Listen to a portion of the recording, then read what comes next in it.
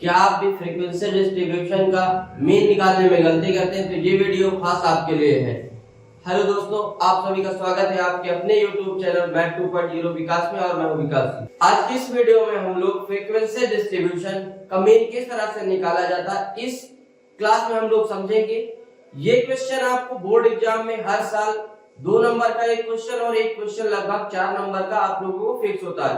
अगर आपको frequency distribution का मीन निकालने में प्रॉब्लम हो रही तो खास वीडियो आपके लिए है। इस वीडियो के बाद आपको कहीं भी देखने की कोई भी वीडियो की जरूरत नहीं पड़ेगी।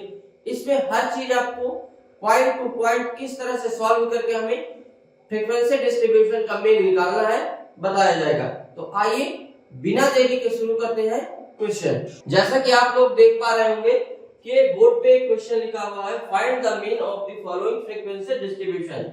एक क्लास दिया गया है, क्लास की रेंज दी गई है और फ्रीक्वेंसी दी गई है, उसकी रेंज दी गई है। इसको हमें सॉल्व करके यानी फ्रीक्वेंसी डिस्ट्रीब्यूशन को सॉल्व करेंगे हम लोग और इसका मीन निकालेंगे। मीन को हिंदी में बोलते हैं माध्य, यानी हम लोग क्लास फ्रीक्वेंसी इसको सॉल्व करके मीन निकालेंगे और मीन को हिंदी में कहते हैं माध्य। और माध्य जो होता है या मीन होता है उसको औसत भी बोलते हैं। तो कहने का मतलब है कि क्लास और फ्रीक्वेंसी का जो भी वैल्यू दी गई है, इन दोनों को सॉल्व करने के बाद जो भी आंसर लाना हमें वो क्या लाना है, औसत या माध्य या आप बोल सकते हैं मीडियन। तीनों एक ही चीज होती है। तो आइए इसे हम लोग सॉल्व करेंगे और क्वेश्चन को समझेंगे। क्लास दिया हमें 10, 30, 30 to 50, 50 to 70, 70 to 90, 90 to 110 और 110 to 130। फ्रीक्वेंसी हमें दिया है 5, 8, 12, 20, 3 और 2। ये हमें सारे क्या दिया, फ्रीक्वेंसी दी हुई है।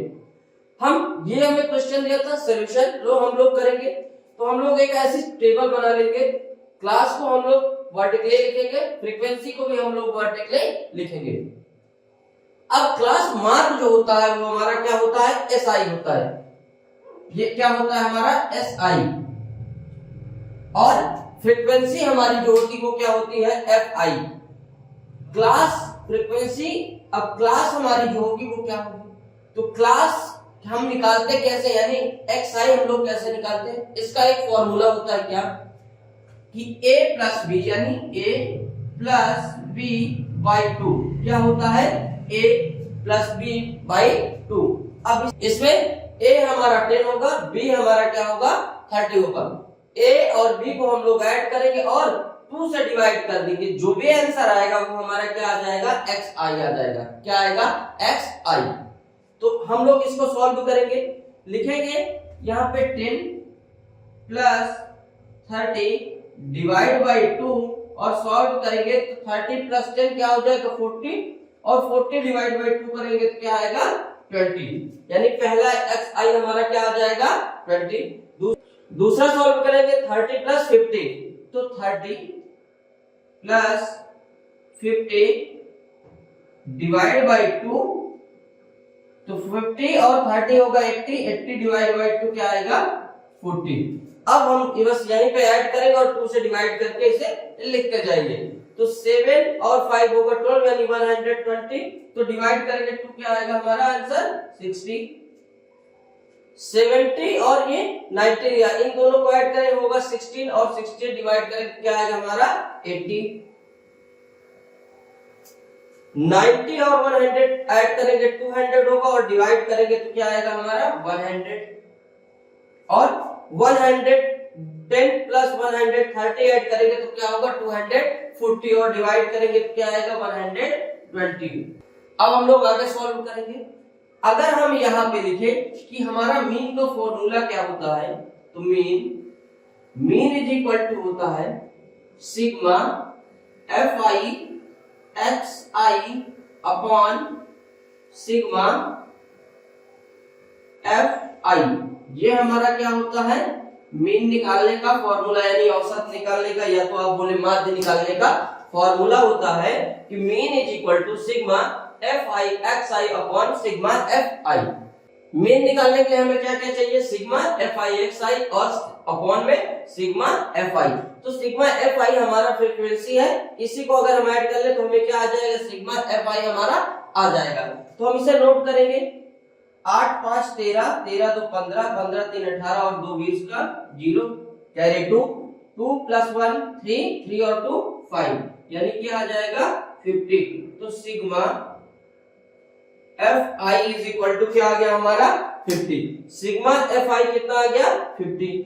अब हम लोग क्या निकालेंगे Fi और Xi। तो यहां पे हम लोग लिखेंगे Fi मल्टीप्लाई बाई Xi, यानी कहने का मतलब है कि जो फ्रीक्वेंसी दी गई है उसका मल्टीप्लाई हम लोग जो हमने Xi निकाला हुआ है यानी कि क्लास को जोड़ के a+b/2 के फॉर्मूले से जो वैल्यू आई है उसका मल्टीप्लाई हम लोग इस फ्रीक्वेंसी से करेंगे। तो यहाँ पे हम लोग करेंगे 20 का मल्टीप्लाई किससे करेंगे 5 से, 20 multiply by 5 is equal to 100, एक हो गया। दूसरा करेंगे 8 का मल्टीप्लाई 40 से, तो लिखेंगे यहाँ पे 8 multiply by 40 is equal to 320। 12 का मल्टीप्लाई करेंगे 60 से, तो 12 multiply by 60 is equal to 720।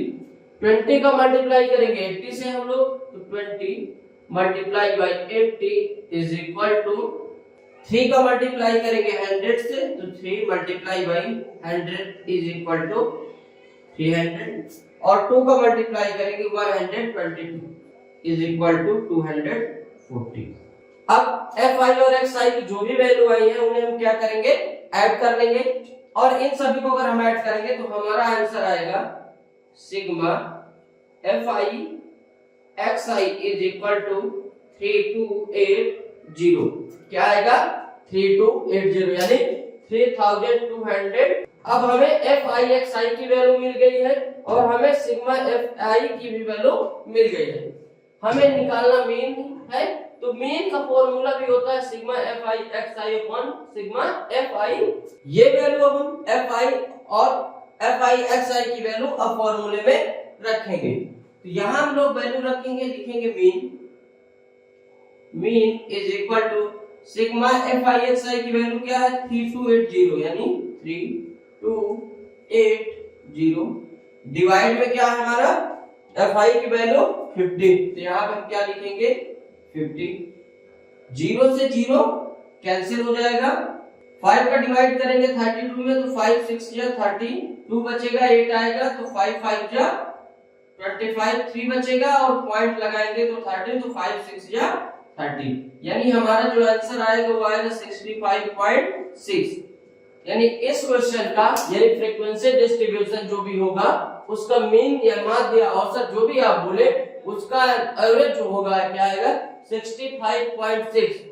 I hope उम्मीद करता हूँ कि क्वेश्चन आप लोगों को बहुत ही सरल तरीके से समझ में आ गया होगा। यदि क्वेश्चन आप लोगों को अच्छा लगा है तो प्लीज वीडियो को लाइक करें, शेयर करें और चैनल को सब्सक्राइब करें। यदि आपको क्लास 10th के मैथ सब्जेक्ट में किसी भी चैप्टर या किसी भी क्वेश्चन को सॉल्व करने में प्रॉब्लम होती है तो आप इस वीडियो के अपने क्वेश्चन को कमेंट बॉक्स में डाल सकते हैं जिसका आंसर आपको जल्द से जल्द उपलब्ध करा दिया जाए।